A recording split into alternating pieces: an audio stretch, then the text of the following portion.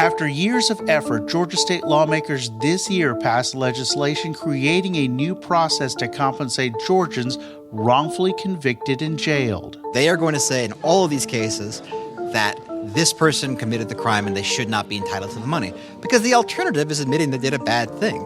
This week, we go inside some of the first hearings where judges and lawyers are trying to navigate a new process somewhat on the fly.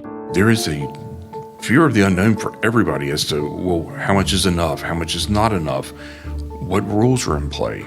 Plus, Georgia football and Georgia politics are colliding again. This time as Governor Brian Kemp officially endorsed his pick to take on U.S. Senator Jon Ossoff next year. And that is why Marty and I are proud to be endorsing and supporting Derek Dooley, who's going to be our next United States Senator. And lawmakers mark 1 year since the deadly shooting at Apalachee High School. How did this happen? What could we do better? How do we make sure something like this never happens again? I'm WABE politics reporter Sam Gringlas. I'm WABE politics reporter Rahul Bali, and this is Plugged In from WABE.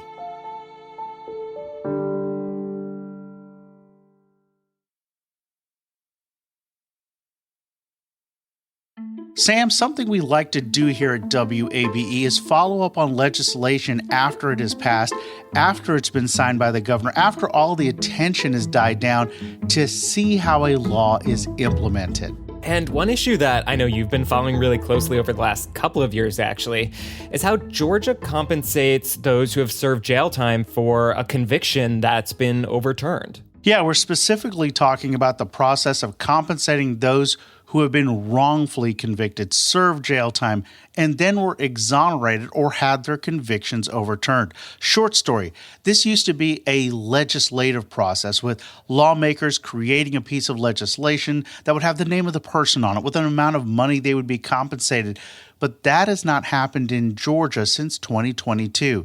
Zoom forward to this year. Legislation finally did become law, creating a new system that allows those who believe they should be compensated to present their case to a judge. And that's where we are now. Sam, those cases are now being heard. So, Rahul, you're going to take us inside one of these cases to kind of show how this process is playing out. Let's do it. So I want to take our audience to the Atlanta courtrooms of the Georgia Office of State Administrative Hearings. They're located inside the Peachtree Center in downtown. Now, there are already about a dozen wrongful conviction and incarceration compensation claims on the court calendar. I would like to be heard, Your Honor. So I sat in on a couple of those hearings recently, and my big takeaway is that everyone involved is trying to figure out how to implement this new process. While there is a new law that was created by the legislature, signed by the governor, there are things that prosecutors, lawyers, and judges are just trying to figure out. Let me give you a basic example.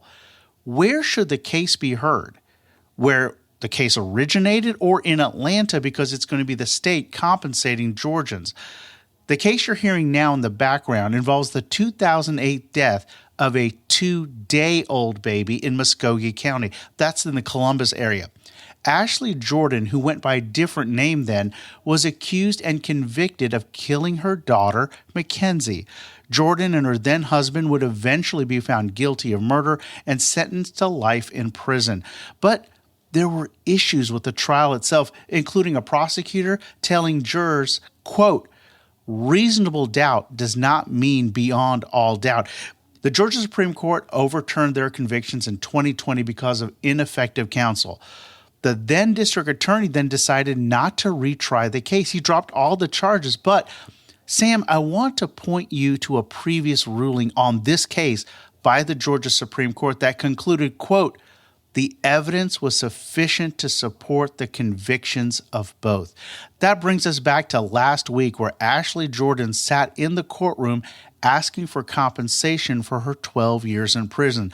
I spoke to her after the hearing about prosecutors saying she still committed a crime. I think it's an ego thing at times, but I have nothing against that city and nothing against this state. I moved on my life, and that's just what it is. Whether we get compensated or not, I'm still going to be successful with or without that compensation. Jordan now lives in Colorado Springs, Colorado, where she's a case manager for adults with disabilities.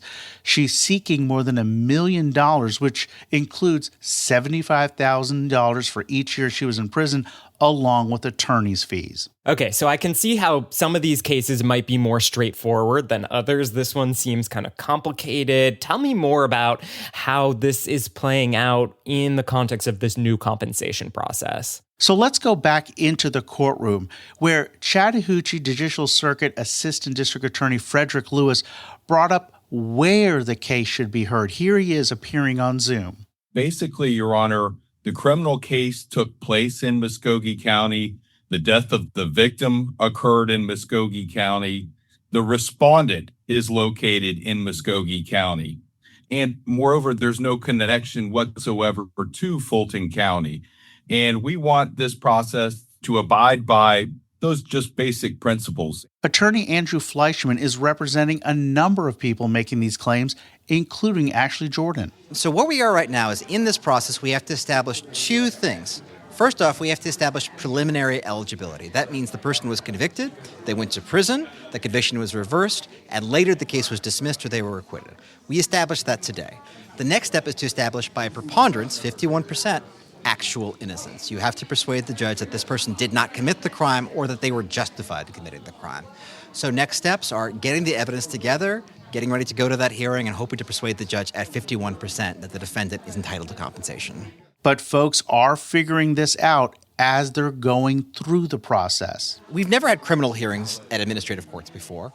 We've never had a compensation system like this. We've never had a case anywhere in the state where you can prove innocence by a preponderance of the evidence. So this is new to everybody. You're flipping the burden in a different court with a procedure nobody's ever done before. I don't know how you could add more novelty to it without monkeys. So you've been talking there to a defense attorney representing the wrongfully convicted, but what about the prosecutors, who brought these cases in the first place? How do they see all this? So Sam, let's go back to the courtroom, and I want to introduce you to another person who's been sitting in on almost all of these hearings. My name is Robert Smith. I'm the General Counsel for the Prosecuting Attorneys Council of Georgia. I serve as basically an observer right now, trying to report back to the other 51 DAs. In these hearings, what I'm trying to do is to provide them an idea of what's going on, because this process is unfamiliar to most, if not everyone. Smith says the concern he's hearing from prosecutors is of the unknown. No one's done one of these before. Not the judge, not the prosecutor, not the claimant. And some of these claimants are represented by very fine criminal defense attorneys. No one has done one of these hearings before.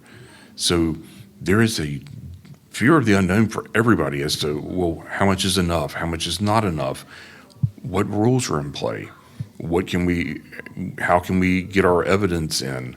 Because we're talking about cases that were tried years ago, sometimes by previous administration or 2 or 3 previous administrations from the DA's office. The availability of witnesses may have changed. And let me leave you with one final thought from Smith. It is interesting being here watching something be created. It also can be very frightening when you're on the other end of it. And that's not just from the state's perspective. I think it's also the same from the claimant's perspective, is that no one really knows what happens next. So what will you be watching for next as these early cases continue to play out? Sam, there are so many things that are going to have to be taken in consideration. Will these cases effectively be retried? And how in-depth will that be? Will they recall witnesses or just review the court transcripts? District attorneys, do they even have the resources to have staffers peeled off their current cases to deal with these old cases? And what happens when someone's conviction was overturned on a technicality, but there's still a question about whether someone who's seeking money committed the crime, like the Ashley Jordan case? Remember, the district attorney was the one who decided not to retry the case. And there's still a legislative role. As the General Assembly, along with the governor, they have to fund the trust that will make these payouts, which is $75,000 for each year in prison. Sam, that can get into the millions very quickly. Let's take a break here. This is Plugged In from WABE.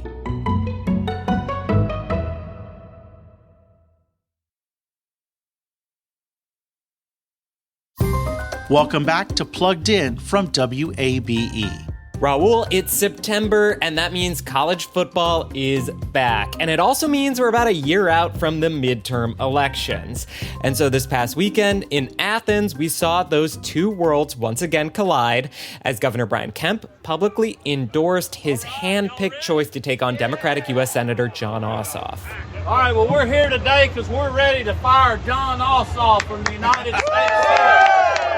Kemp appeared with former University of Tennessee football coach Derek Dooley Saturday at a tailgate party before UGA football season opener. Dooley, of course, the son of the late University of Georgia football coach and athletic director Vince Dooley.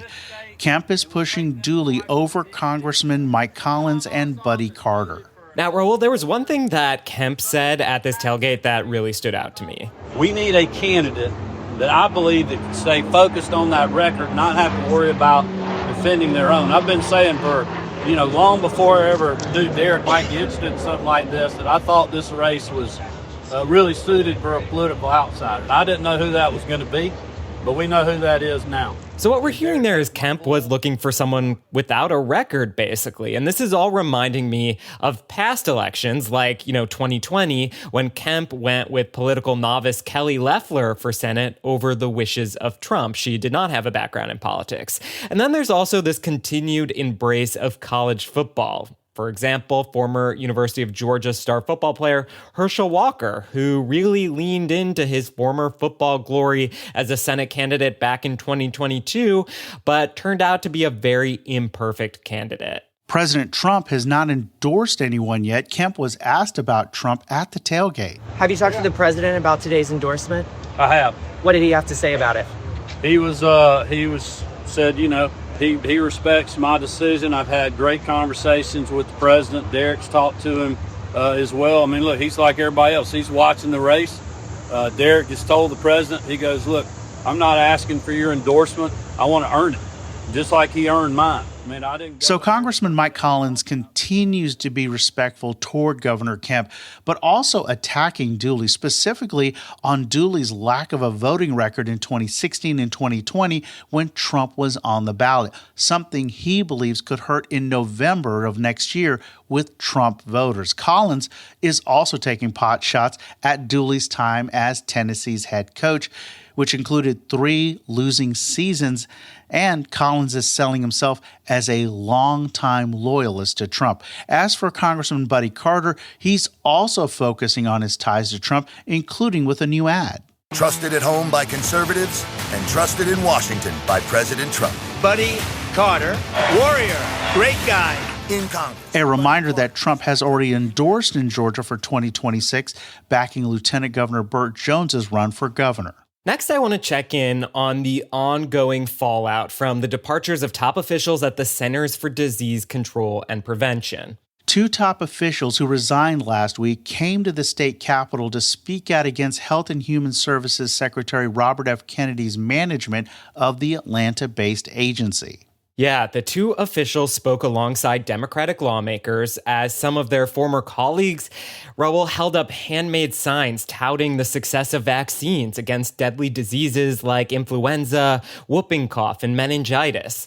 Until last week, Dr. Deb Howry was the CDC's chief medical officer. When I look at how right now decisions about vaccines are being made based on opinion and not data or science, that concerns me.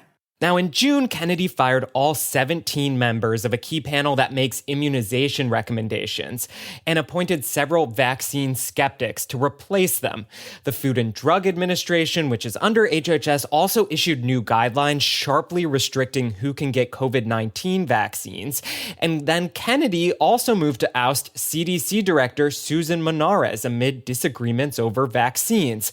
And the new acting director, Jim O'Neill, is a Silicon Valley tech investor. This would be the first non-physician or non-scientist to be leading an agency, and I do think it's important when that new bug or pathogen happens or when there's an outbreak to know what to do on spur of the moment when you do get that call from the White House. Now, Kennedy has doubled down on his approach despite the criticism, including in congressional testimony this week. Here he is being questioned by Georgia Democratic Senator Raphael Warnock. Did you say that the CDC was, quote, the most corrupt federal agency in the history of the world? I did not say that, but I did say it's the most corrupt agency in HHS and maybe the government. So it's clear that you are carrying out your extremist beliefs, which is why you attempted to fire Dr. Senator, we're the sickest people in the world. We're the sickest people on earth. I'm speaking. How am I a threat? Secretary Kennedy. Both Warnock and Democratic Senator Jon Ossoff are now calling on Kennedy to resign. Back at the state capitol, Daniel Jernigan, who until last week was director of the CDC's National Center for Emerging and Zoonotic Infectious Diseases, was asked about whether people could trust information being put out by the CDC going forward. My concern is that anything coming out after a couple of weeks from now, placed on the CDC website with regard to vaccine safety, I'm not so sure if we can trust that information. And Rahul, this comes after a man who authorities say blamed the COVID-19 vaccine for his mental health issues, fired shots at several buildings on the CDC campus back in August. And the tumult also follows months of cuts to CDC programs, funding, and staff. As there are cuts to CDC, there will be cuts then to the state health department and then services like monitoring foodborne illness, vector control, that you may not even know is happening around you. You'll start to see that that's not happening. And WABE will continue tracking all of these ripple effects. Another story we've tracked over time is the implications of a shooting a year ago this week at Apalachee High School in Barrow County. A student is accused of killing 2 fellow students and 2 teachers. It is hard to believe it has been a year. The criminal case against the accused shooter and his father have been ongoing, but trials could still be a long way off. Now, this past session, we both covered how lawmakers passed a sweeping school safety package. And this week, Rahul, you were at the state capitol where Democratic lawmakers called for action on gun safety. Okay, Sam, let's take our audience to the south wing of the state capitol, where Democratic state lawmakers were joined by a group that included 2 students who were at Apalachee on the day of the shootings. On Wednesday, September 4th, 2024, a 14-year-old student opened fire in a classroom at Apalachee High School. Sasha Contreras, who is now a senior at Apalachee High School, had a class that day with one of the 2 teachers killed. My memories of that day are blurry, but I clearly remember the morning before everything happened and the afternoon that followed. I was in Mrs. Ermey's class just an hour before she was killed. That day, she helped us with our lesson and talked to us more than usual. I left feeling happy to have seen a new side of her, not knowing it would be the last time. Democratic State Representative Michelle Au of Johns Creek has been a leading lawmaker pushing gun safety legislation. She says changing the culture around an issue like gun safety has to come first. These are questions that sometimes it takes a story close to home to help people get out of that sort of partisan entrenchment. And Rahul, at the state capitol, you heard from Democrats, but you also caught up with Republican State Representative Holt Persinger. Remind our audience who he is. Yeah, Persinger represents a significant portion of Barrow County. He became a key figure in the legislative response to the shootings as the lead sponsor of House Bill 268, which created new safety mandates. He says he's watching the law's implementation closely, especially on the state level. Mobile panic alert badges, which some districts do have. Barrow County did have them, but requiring that statewide, and then also adding a mapping component so that first responders have maps of the facility they're responding to. And then probably one of the most important ones in my mind is school records, making sure that the full scope of the student record is transferred in a timely fashion to a receiving school when a child transfers from system to system. I would expect to see follow-up legislation from Persinger and others to make changes to the new school safety law, along with another push from Au and others on gun safety. I want to turn now to the Georgia State Election Board, which, as you know, has been embroiled in controversy for a year now. And now even some Republican lawmakers seem to be taking notice. Right, and they're now threatening to take action amid what they're calling dysfunction on the state election board.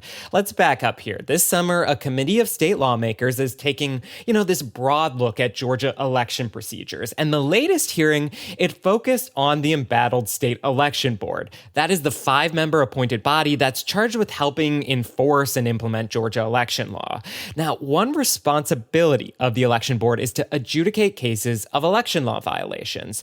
But John Verveer, who's the nonpartisan state election board chair, he says those cases have piled up because the Republicans on the board spent so much time proposing new rules on things like election certification and hand counting ballots. This year, I remain hopeful that the board's main focus will be on adjudicating the hundreds of backlog cases and not on rules changes. So for some context here, ahead of the 2024 election, the board's 3 Republican members who have amplified baseless claims about election fraud and were praised by President Trump tried to push through a series of controversial last-minute rule changes that were ultimately blocked by the courts. So take us back to what came out of this study committee hearing. Infighting on the board was on full display as the election board's new executive director, a former Republican lawmaker named James Mills, blamed the dysfunction on Verveer, who, regularly pushes back on actions of the Republican majority. You got to have a committee that functions.